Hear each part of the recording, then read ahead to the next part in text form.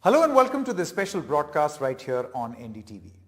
Now, many players in the opposition have alleged that the CBI and the ED are being misused by the central government. Now, this is an ongoing allegation by many members of the opposition, but that and many other issues are being raised by the BRS, which was earlier on known as the TRS. I have with me a prominent leader of the BRS party, Ms. K Kavitha. Thank you very much for speaking to NDTV. I believe that there is a dharna which is planned in the national capital tomorrow, that is a Friday. Would you like to tell us what this dharna is about? Absolutely. It is a one-day sit-down, peaceful sit-down hunger strike to put the pressure, build up the pressure on the central government to introduce the women reservation bill. This has been long pending issue after Dev Gowda ji tried in 1996. Since then it has been kept in cold storage. But the point here is starting from Mr. Gowda, every Prime Minister after that has time and again tried to introduce the bill.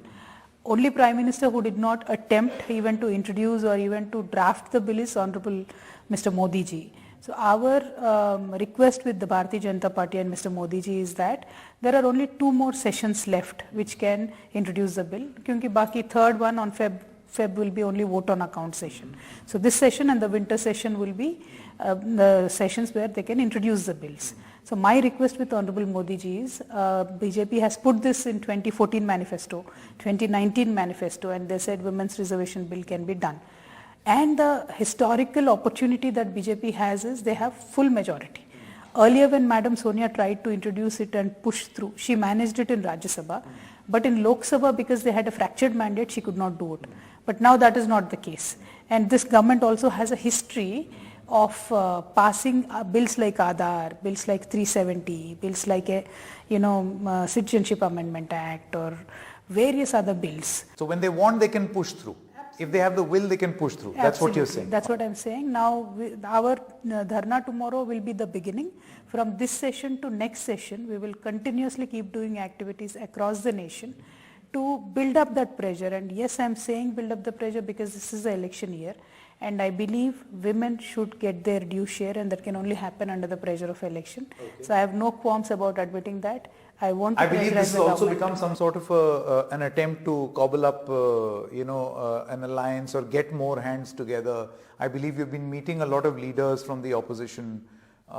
Many have in fact said that they will join you also on Friday. Absolutely. So do we see this as yet another effort of getting, while women's reservation is at the core of your campaign tomorrow, this can also be seen as an effort to get the opposition parties together? Definitely, and wherever possible, I believe in this nation at this point of time, opposition should demonstrate their unity. They should flaunt it, in fact, to give more confidence to people that we are united. We can defeat Mr. Modi, we can defeat BJP. That should be the message. But then when unity comes on the basis of issues, I think it will be very strong. So when women's reservation bill, today you declare unity. Tomorrow while discussing, although many parties might have various objections, there is nothing that is not solvable. And most of the objections, BRS is for it. And major objection last time why the bill was stalled, which BJP is saying, was because of Samajwadi Party or RJD. But then Samajwadi Party, what I understand is later on they have in their plenary declared that they are not against the Mahila bill. They are open for discussion. I'm going to come to the issue of opposition unity and women's reservation and this initiative that you have taken in just a short moment. I saw some tweets of yours, particularly with regard to you being summoned by the Enforcement Directorate in the liquor case. In your tweets, you allege that you had already announced that this dharna will take place in Delhi, and in the middle of that, the Enforcement Directorate summoned you. Absolutely. So do you think that this was an attempt by the Enforcement Directorate to stall your dharna or to prevent you from carrying out this dharna? Is that the allegation? Absolutely. You should fundamentally understand that in this country, there is no difference between Modi and ED. So when ED summons, it's not ED summon, it's Modi summon. So politically, if there has to be a diversion from the ongoing issue, central government has been doing it repeatedly, not now, in various issues. Whichever main issue comes up, then somebody will be arrested or somebody will be summoned. So all of the news channels are going gaga about that, and the main issue goes on the side. This is a serious issue promised by the Honorable BJP government, and also Mr. Modi, if you remember, when he first entered into parliament, he did that namaskar to the steps of the parliament. He said, "Main loktantra ke mandir mein ja raha hu." In that speech, he says, one of the first bills that I'll pass will be Mahila bill. And 9 years later, there is no mention of it anywhere, and nobody from BJP is talking about it. So we just want to remind that to them. And while we are attempting to do that, ED summons me. I said I can't attend on 9th, I'll attend day after. So they agreed, 11th I'll go and attend. There's no issue in attending. When agency wants to know something, I'm a responsible person. Of course I'll go and answer their question. And what if it leads to an arrest? Because in the case of Mr. Manish Sisodia, I'm sure you must have heard very recently, this is fresh news, that he was arrested by the CBI, then went into judicial custody, and now he's been arrested by the Enforcement Directorate. See, since you mentioned about tweets and arrest, I want to ask you, I also check your Twitter. So when I checked your Twitter, you said, Friday are we getting prepared for another arrest? How does the media say that? Is government saying something about it? Because we are seeing a different trend now.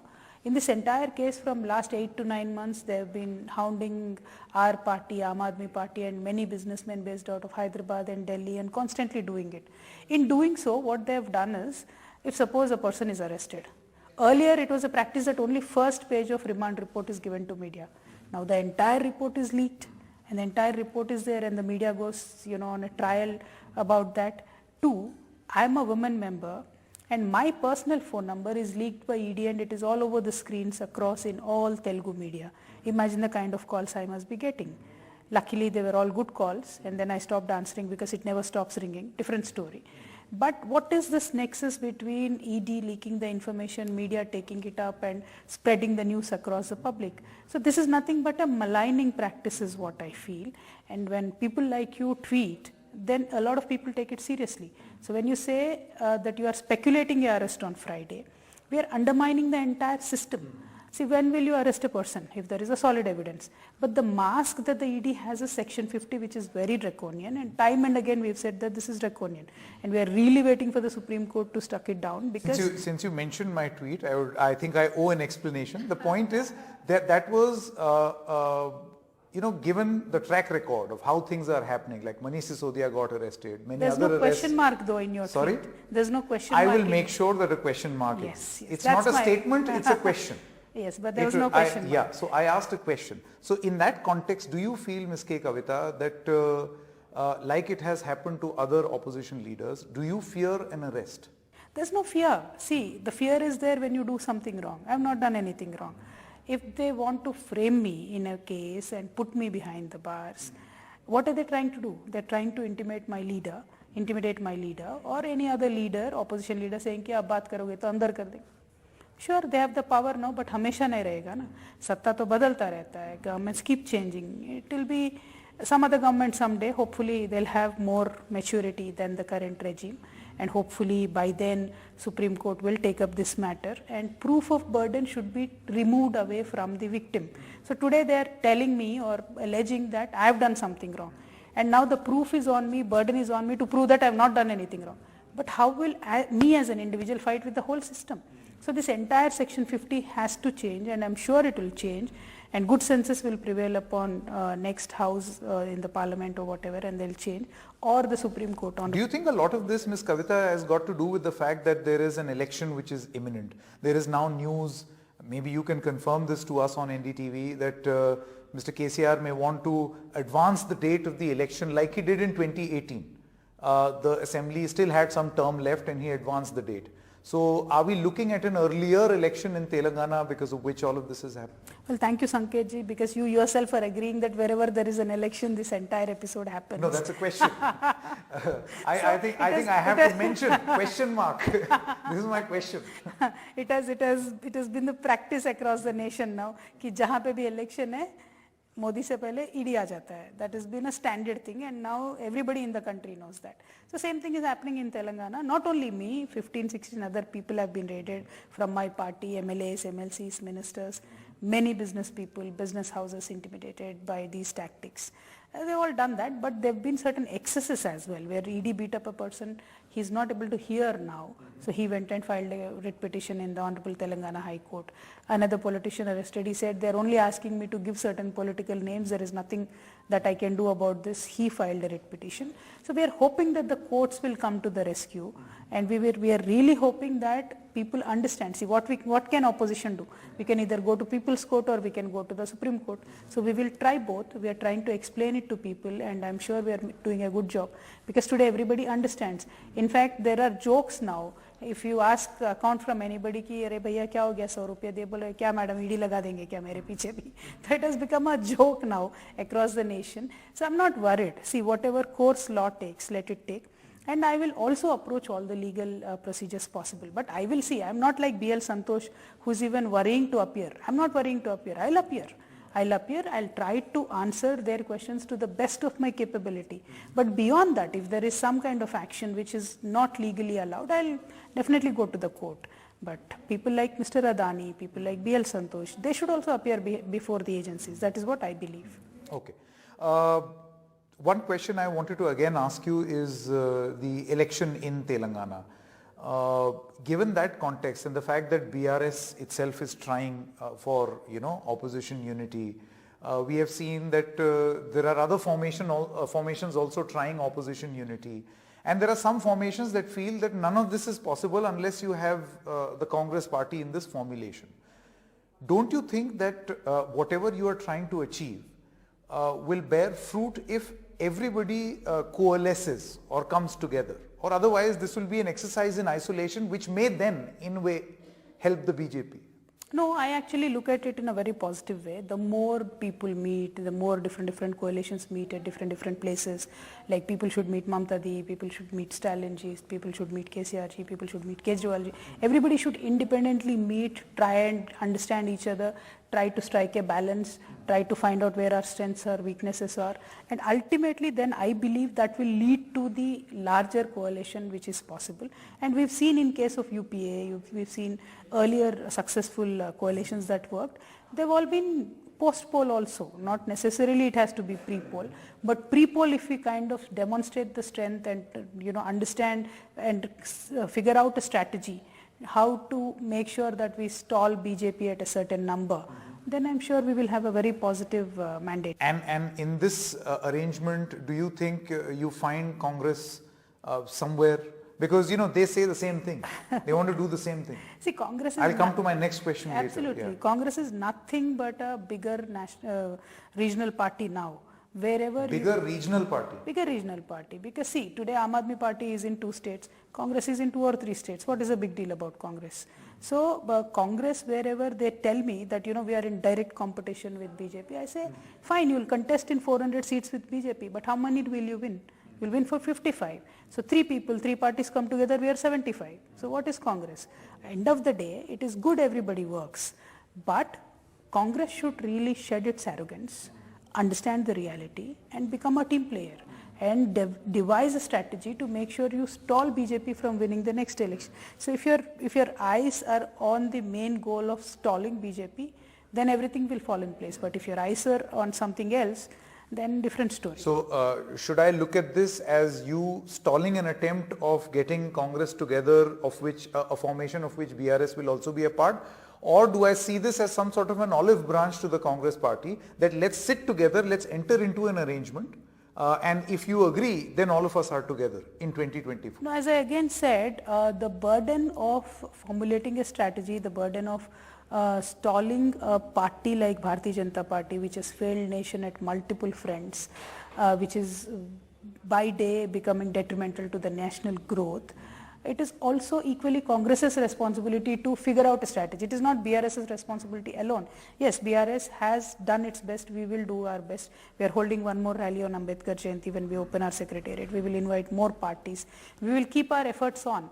But at the same time, Congress also should come down from the pedestal, understand the reality. Which is why my question, in that context, do you feel that you have that open mind to be able to accept, like sit down on a negotiating table and figure out that fine, we'll do this, you'll do this, and I mean, is the Congress the Is the Congress an enemy for you? Not at all. All I'm saying is this country has given a lot of number of years for Congress to rule this country. They have done certain good things, but they could have done more. And then the country gave chance to BJP. They have done some good things. But in the last 10 years, nothing has happened. Very, very, very minimal incremental development has happened where exponential development was promised to us. Exceptional development was promised to us. Nothing has happened. So we believe that this regime should go. Now to do that, Congress should decide what its role should be. I cannot decide. If they decide that we have to approach BRS, we have to approach them, we have to approach them. Will you be open-minded about that? Then see, let us get to the bridge to cross it. No, why should I decide now what should I do? Let us get to that point. Because Ms. Kavitha, that appears to be an impediment. I see this talk of... No, it's not at all. Not at all an impediment. Let me give you an example. You remember that very famous incident where there was a question on leadership, who will lead the opposition alliance, and there was Mr. KCR and Mr. Nitish Kumar, and they were like 19 chaliye and 19 baithiye. It was a very awkward situation that one saw play out on camera. So do you feel that this is a very tricky issue which the opposition has still not been able to figure out? We should not. That's what I'm saying. Why should we figure out now? We should figure out a strategy to align our strengths to win maximum number of seats. And baad mein you can see, post-poll you can see, why now? Why should we do it now? And in that post-poll, it's okay if there is an arrangement, it's okay if the Congress wants to. We don't know. We don't know. See, how will Congress might even not get the seats that they have now. How do we know? Congress might not even be a factor. You never know. Or Congress could be a bigger factor. You never know. All I'm trying to tell you is, now the important issue is state by state. Unless parties sit down and decide what can happen for the parliament election 2024, then I believe we'll have a way forward, which every party now understands, which every party is now making the effort.